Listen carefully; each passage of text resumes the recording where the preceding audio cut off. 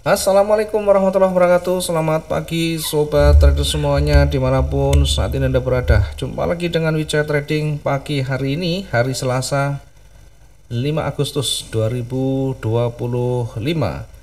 Seperti biasa kita akan kembali memetakan untuk satu hari ke depan di beberapa pair utama. Satu diantaranya adalah XAUUSD yang menjadi bagian bahasan kita pada pagi hari ini. Selebihnya nanti kita akan bahas juga yang lain di Bitcoin, pound sterling dan lain-lain. Dari pengaruh ekonomi dulu kita akan baca, nanti kita akan analisa juga untuk teknikalnya. Yang paling utama bagaimana kita bisa memadukan informasi dari kondisi ekonomi global, kemudian dari geopolitik, dari teknikal. Sekalipun sekali lagi kita hanya menggunakan trading harian yang notabene yang kita butuhkan hanya pergerakan-pergerakan kecil, sebenarnya berita itu tidak terlalu signifikan untuk trading harian karena kita butuh pergerakan yang kecil dan cepat. Sementara kita pakai informasi ini tentu untuk melengkapi supaya kita ada pandangan, supaya kita lebih lengkap di dalam mengambil satu keputusan. Setidaknya ada isu yang bisa menjadi pertimbangan sehingga probabilitas itu setidaknya bisa kita baca. Baik, kalau kita lihat dari faktor penggerak pasar, yang pertama dari lapangan kerja Amerika Serikat yang masih melemah. Data NFP Jumat lalu yang mengindikasikan bahwa pekerjaan pada Juli 2025 jauh di bawah ekspektasi. Tentunya ini bisa memungkinkan untuk Fed menurunkan suku bunga pada bulan September mendatang dengan tingkat probabilitas ya kira-kira 81%.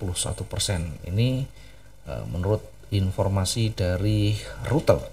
Kemudian kita melihat juga dari kenaikan suku tarif dan resiko geopolitik.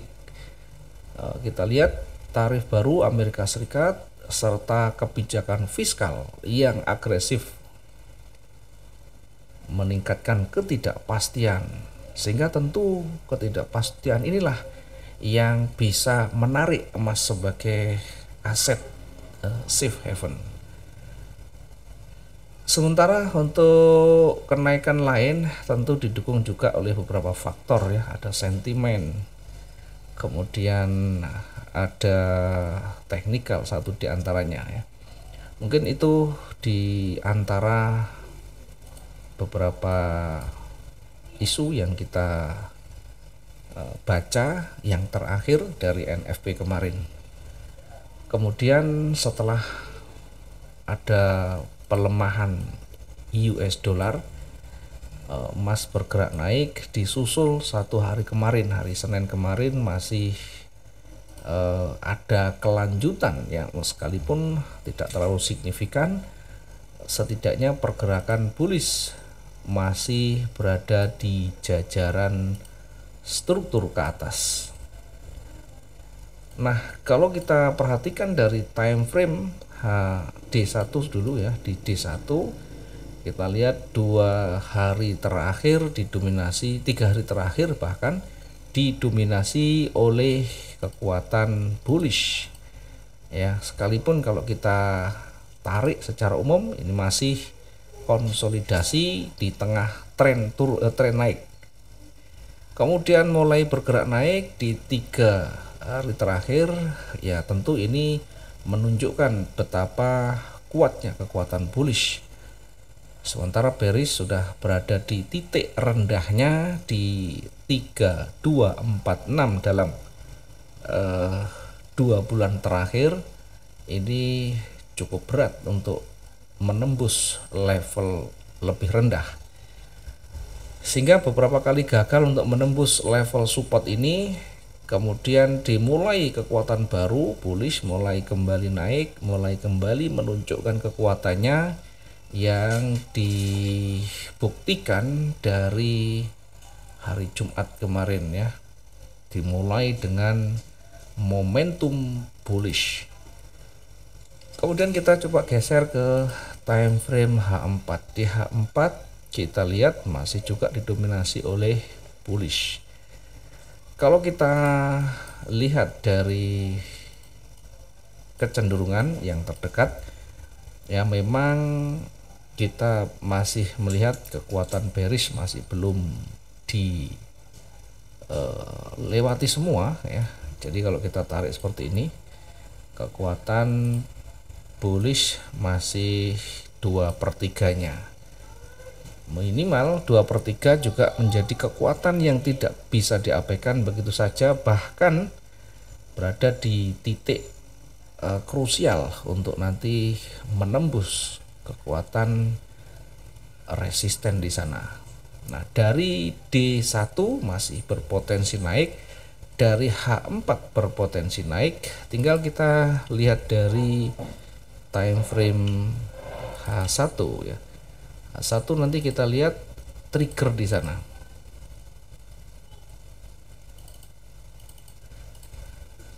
Oke, di H1 sementara kita nanti akan menguji dulu di area resistennya ya, tidak terlalu jauh dari running sehingga cukup berpotensi untuk kita menempatkan nanti posisi koreksi atau posisi buy.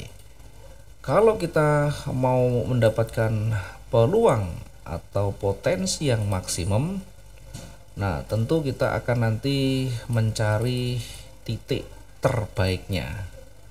Di mana titik terbaik untuk menempatkan entry buy kita? Nah, di situ ada area koreksi ya, pantulan kita bisa jadikan sebagai area posisi buy ya. Jadi pergerakannya kira-kira seperti ini ya. Oke, kita ambil naik, kemudian ini datar.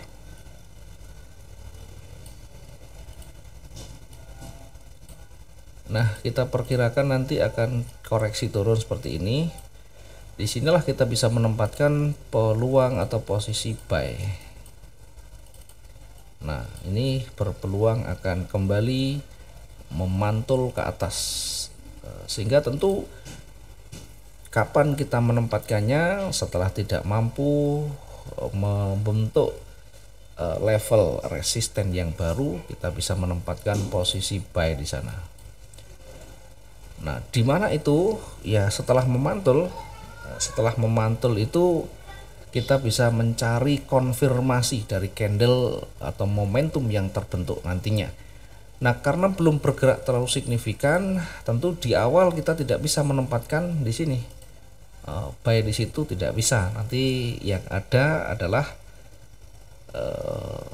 sell stop ya kalau di buy limit terlalu dekat, sehingga betul-betul kita harus menunggu di area di sini di kisaran 3364 itu memantul kembali, kemudian kita cari konfirmasi untuk buy-nya. Namun demikian kita juga bisa menempatkan posisi buy di atas dari resisten ya, jadi simulasinya atau skenarinya bisa bermacam-macam ya, tergantung bagaimana setup kita ya. Kita bisa menempatkan mungkin juga lebih dekat juga boleh.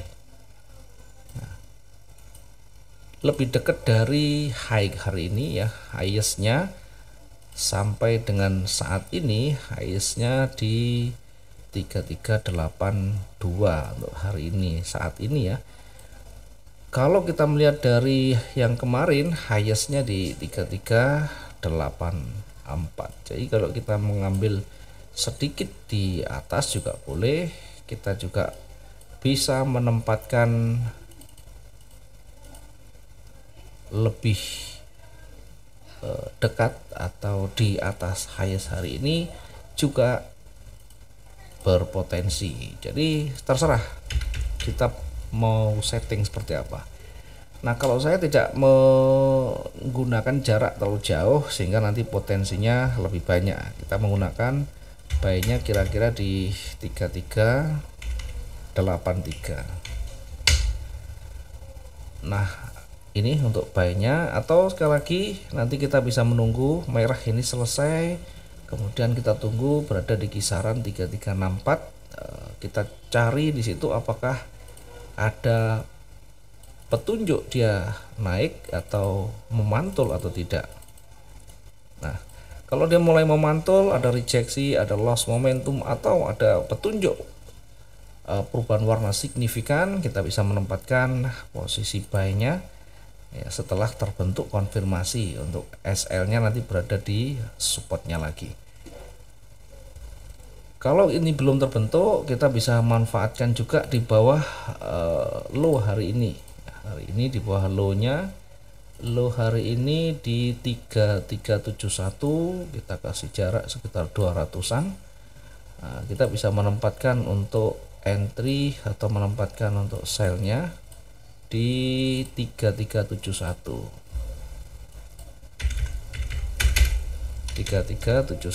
poin sekian. Target yang terdekat kita tempatkan di retracement-nya di situ ya, atau kita bisa tempatkan retracement yang terdekat dari yang kemarin. Kalau kita tarik yang lebih tepat tuh di situ ya, di kira-kira 3364 tadi ya, kira-kira di situ. Namun demikian, kita juga bisa melihat nanti kalau ternyata momentumnya besar, momentumnya kuat, kita bisa menempatkan sampai di kira-kira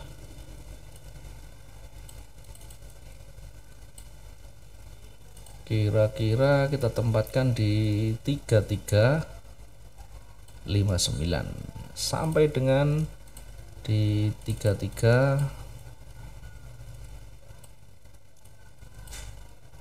ya, dekat sumbu yang hari kemarin itu di 3346.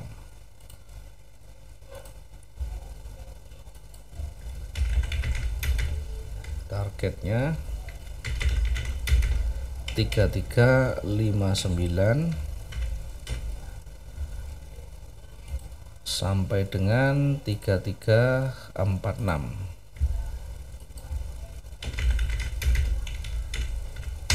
Nah, ini yang terdekat, kita ambil yang terdekat sesuai dengan kondisi daily range yang kemarin yang tidak terlalu signifikan. Hari ini memang ada berita yang cukup berdampak pada jam 19.30, sehingga bisa jadi nanti kalau dia bergerak ke bawah atau menembus area retracement, maka akan kembali menguji area koreksi berikutnya kira-kira di kisaran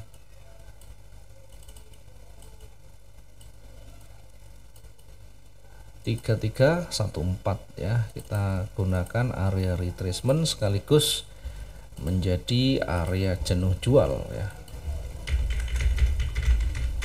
di 3314 poin sekian. Oke, ini untuk area uji di bawah. Nah, itu di target 1 sebagai area uji bearish pertama, kemudian yang kedua kita juga uji di target yang kedua yang nanti juga menjadi support berikutnya. Baik, kemudian tadi yang di atas kita menempatkan di 3383, kita sampai untuk targetnya kira-kira sampai di harga ini ya, 3394, sampai dengan target yang kedua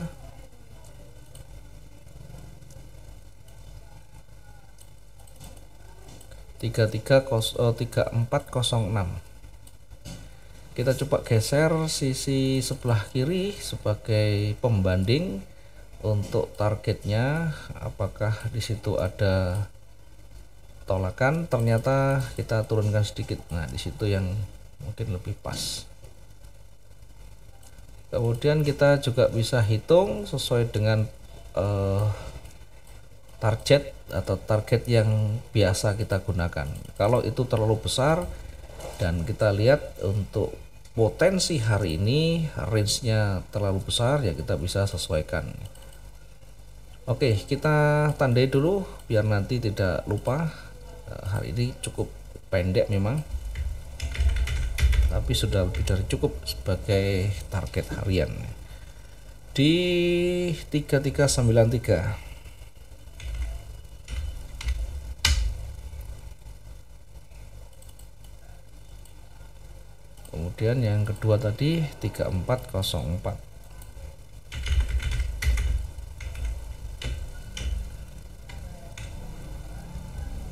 Oke, itu mungkin untuk mappingnya. Sementara ada banyak beberapa pengamat memprediksi dari informasi yang kita dapatkan masih berpeluang bergerak di kisaran 3400-an ya untuk hari ini. Sehingga kita sebagai pengambil keputusan masing-masing ya, tentu sesuaikan dengan style, sesuaikan dengan gaya trading kita masing-masing. Jangan kita terlalu percaya juga pada orang lain yang mungkin tidak atau belum tentu sesuai dengan style kita. Baik, ini mungkin yang bisa kita sampaikan untuk mapping hari ini. Mudah-mudahan ada manfaatnya. Satu yang belum tadi, untuk yang di atas kita coba untuk cari area jenuh belinya, potensinya kira-kira sampai di mana.